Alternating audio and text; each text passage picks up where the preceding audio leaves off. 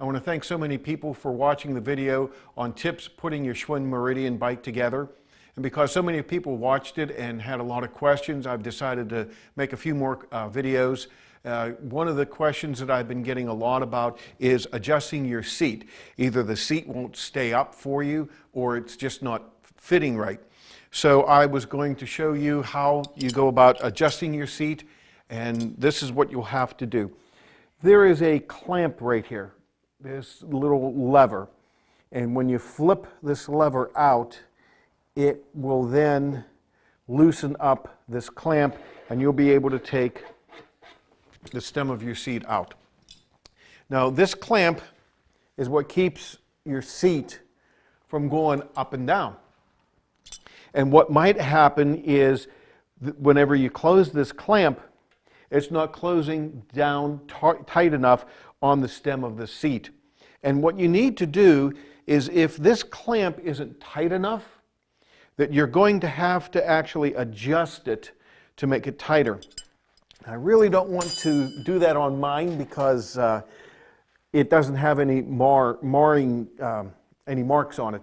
But there's what's called a knurl nut. It's the smooth nut on the one side that has the little grippy stuff on it, and then the other side has the clamp. With the clamp in the open position, if you take a pair of channel locks or pliers and hold that round knurled spot, this clamp right here will thread either clockwise or counterclockwise. Now I took just one revolution and that loosened the clamp. And now whenever I do this and tighten this, watch what happens. Okay? That's because this clamp isn't tight enough.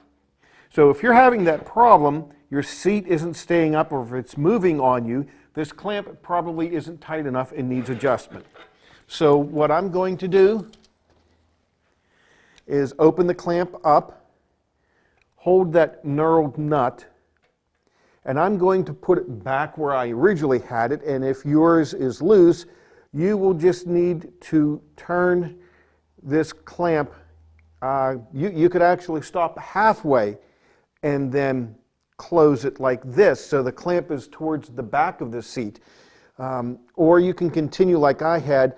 That's one complete revolution, and this is where the position was that I had the seat. So let's take a look. If we put the seat in,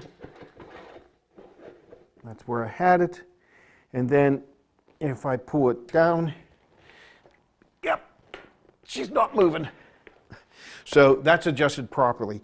Now your seat may be tipped forward or tipped backwards, and it just doesn't feel right. So we'll need to adjust that. If you take a 14mm wrench on the underside of your seat where the stem goes in, you will see this bolt with two nuts on each side here.